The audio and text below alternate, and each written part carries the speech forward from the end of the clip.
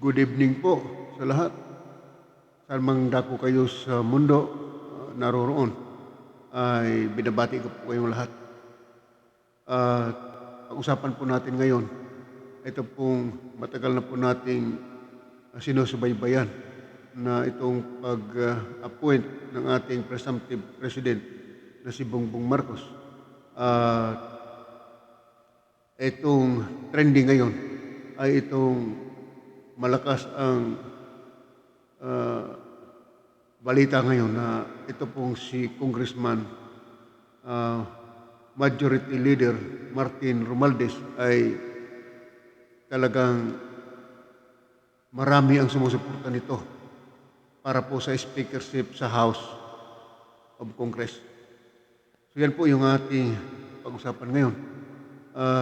Bago yan, natin ipagpatuloy, ay mag-subscribe na po kayo dito po sa ating channel, Money TV Komentaryo. At siyempre, like po ninyo at share yung video ito. At pindutin na rin po ninyo yung notification bell para tuloy-tuloy po update ng ating bagong video. At tulad nga po ng ating pag-usapan ngayon, ay itong si Congressman Majority Leader Martin Romualdez ay umaangat ang suporta mula po sa mga elected party list diyan po sa Congress.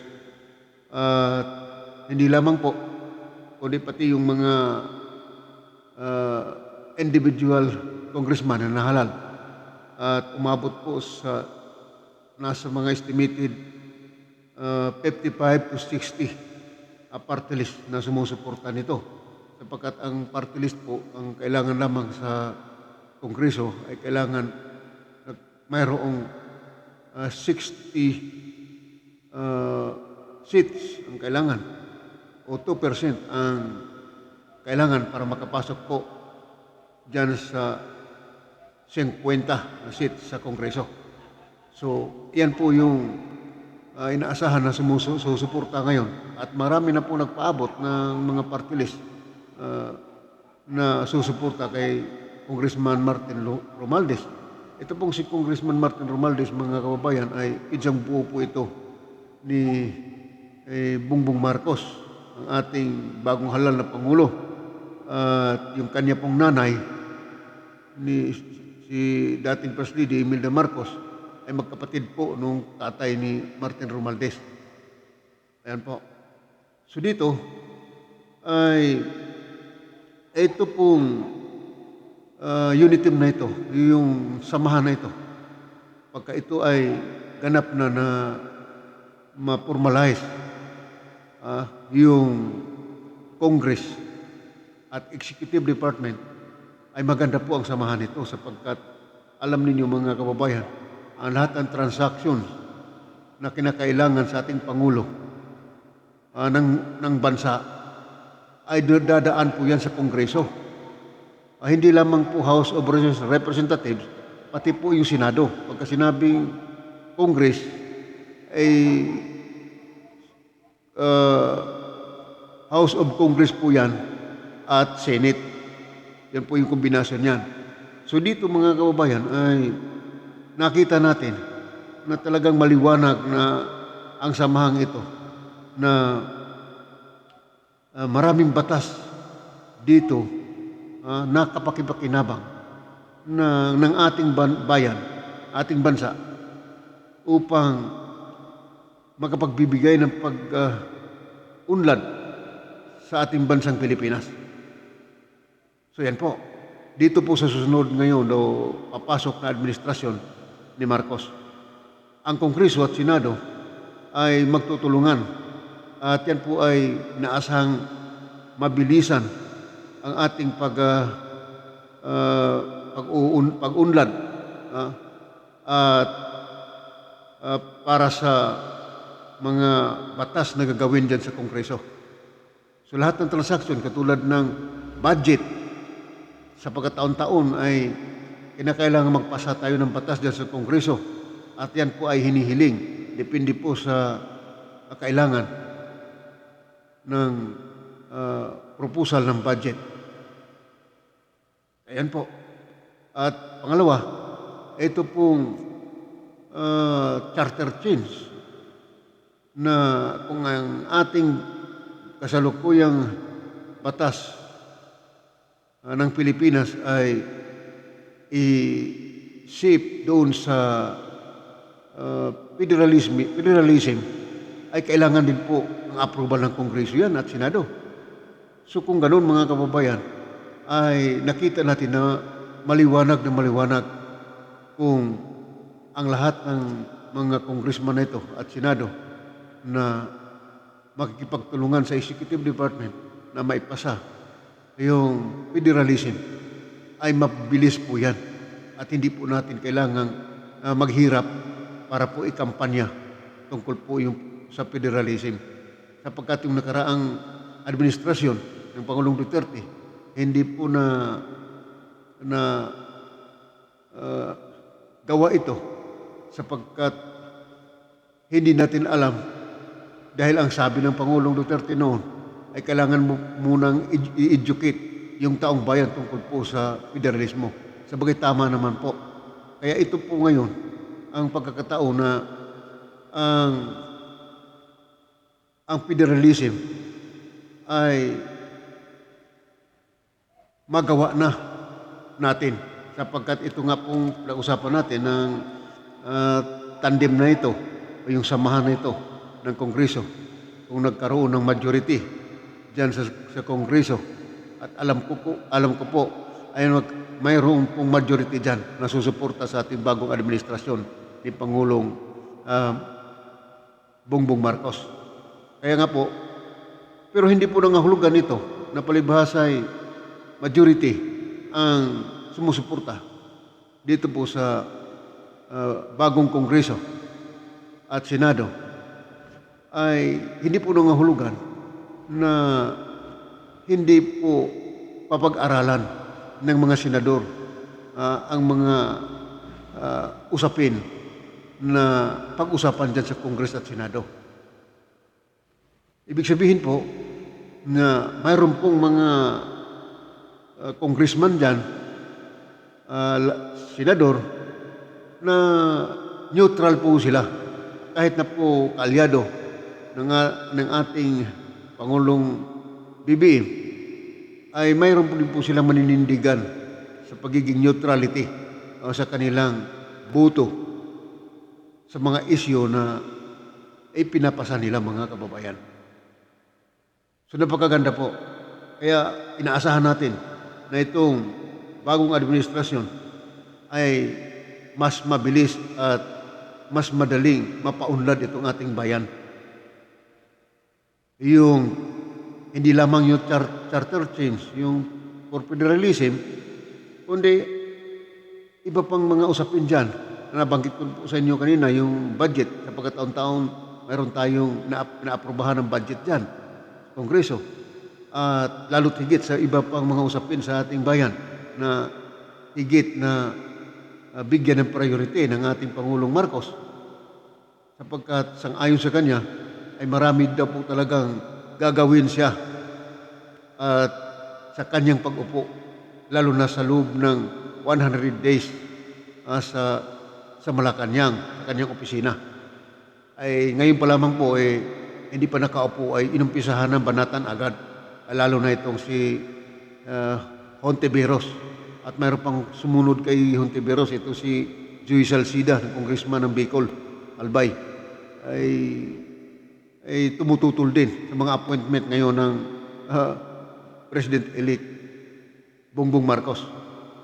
So dito mga kababayan, isa pa na hindi natin makaligtaan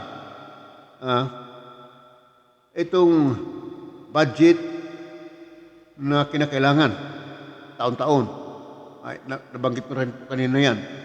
Hindi po dahil na itong magpinsan na si Martin Romualdez at President-elect Bongbong Marcos ay hindi na idadaan ng proseso yung kanilang kailangan dyan sa Congress. Siyempre, idadaan po yan. Kasi yan po yung nakasaad sa batas eh.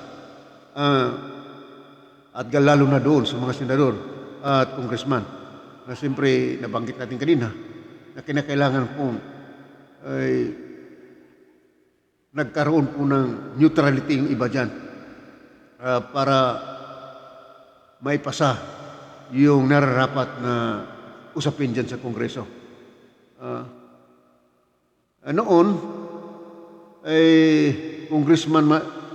yan si Congressman Martin Romualdez ay noon pa yan naging congressman. No? At yan ay hindi nakapasok noon sa nakaraang taon na tinangka nitong magiging Speaker of the House sapagkat marami pong contenders noon. Natandaan ninyo si Cayetano at saka si Alan Velasco din. Kaya nagkaroon sila ng rivalry. Nag-aagawan sila doon sa posisyon. At namagitan ng ating Pangulong Duterte para pag-usapan na lang yung issue ngayon. At nagkasundo naman sila. Tinatawag noon na sharing of speakership sa House of Representatives. Kaya ang nangyari noon, maunang naupo ito pong si Alan Peter Cayetano. At after 15 months ba yun, ay napapansin natin na halos hindi na ibibigay ni Cayetano yung posisyon. Palibhasa ay mayroon pala silang kasunduan at pinirmahan na sa mga ganong tagal, buwan, ay magpalitan na uli sila. At siyempre, napilitan din po na turn over ni Cayetano yung speakership sa House doon kay Velasco. So yun po yung nangyayari. Etong si Martin Romualdez, hindi siya nakapenetrate doon o nakapasok doon sapagkat ika nga kulang pa sa suporta. Ayan po. Kaya nakita ko na itong si Congressman Martin Romualdez ngayon ay napapanahon na talaga na siya ang makapwisto dyan sa Speaker of the House sa mga pagpasok nitong pag-take over nitong panibagong administrasyon. So yan po. Kaya nakita ko na maganda ang epekto ng adhikain ng unity team sa mga kaanib ng mga administrasyon na darating na si BBM at Inday Sara dyan sa Congress Speakership at Senado. Ngunit sa ngayon ay marami ng buwabatikos. Bakit di pa, kahit hindi pa nakaupo, ay isipin ninyo yan mga kaubayan. Pero ang suporta ng taong bayan sa buong bansa mula ng Luzon, Visayas at Mindanao